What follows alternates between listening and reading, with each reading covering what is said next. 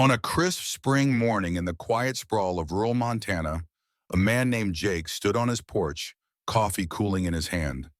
The land was silent, serene.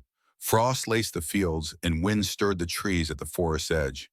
This life, with its stillness and solitude, was all Jake had known for years, tending his ranch, caring for animals, and watching the seasons roll across the hills. But that day, something different stirred. A low, strange growl crept from the woods. Jake paused. This wasn't a coyote, nor the wind. It carried a weight, something primal. He placed his mug down, wrapped his coat tighter, and followed the sound through the frozen grass. In the shadow of pine and fir, he found her. A mother bear, lifeless, her side bloodied by a poacher's bullet. Jake's gut twisted. Then, movement.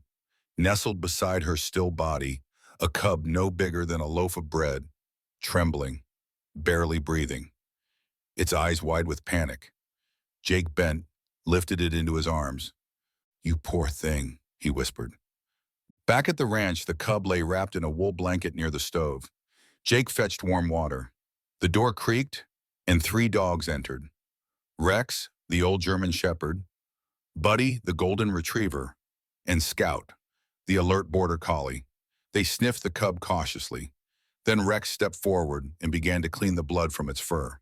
Buddy pressed close, sharing his warmth. Scout stood guard.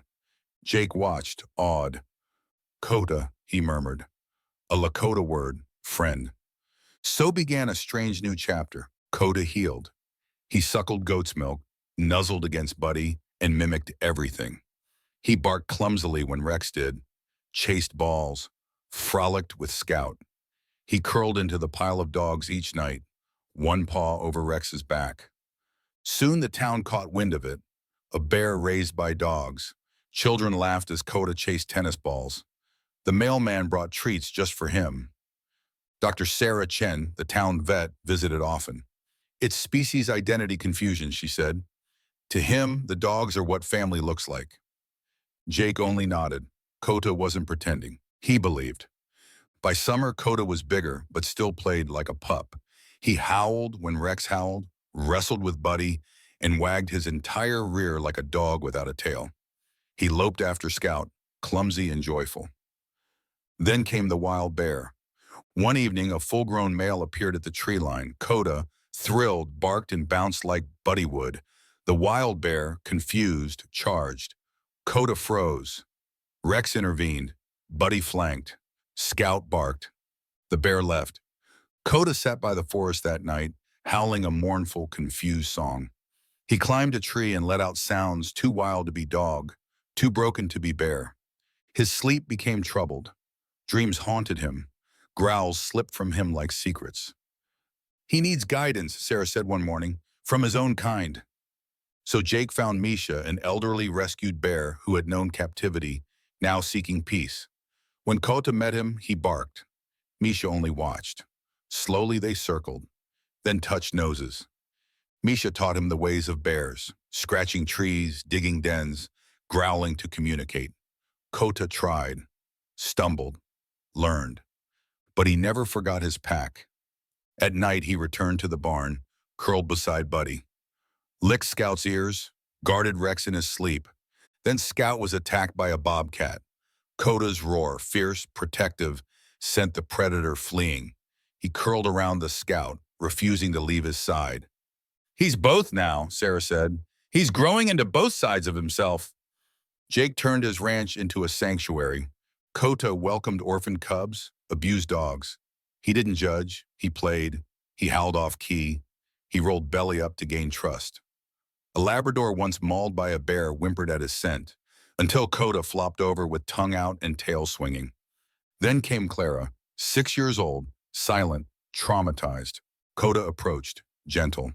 He played dead, let out a squeaky howl. Clara laughed, then spoke. Just one word. She came back every week. Jake built benches, trails. Visitors came to see the bear who thought he was a dog. Veterans, children, lost souls. One day Rex lay beneath the porch, breathing slow. Cota patted to him, curled beside him, and didn't move. When Rex passed, Cota let out a sound that broke the air. A lament.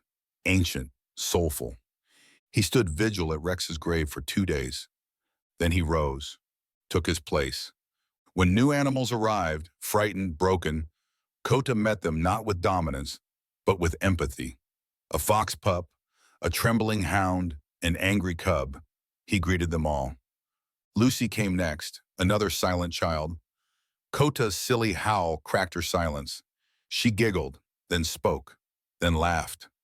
The sanctuary became a place of healing for all species.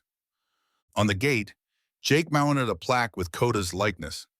Family doesn't have to be the same species, just the same heart. Snow fell that winter, blanketing the land in quiet. Cota moved through it like a guardian.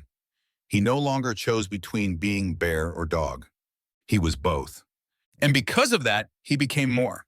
Not just an animal, but a bridge, a miracle with fur and paws and a heart wide enough to hold the broken and make them whole.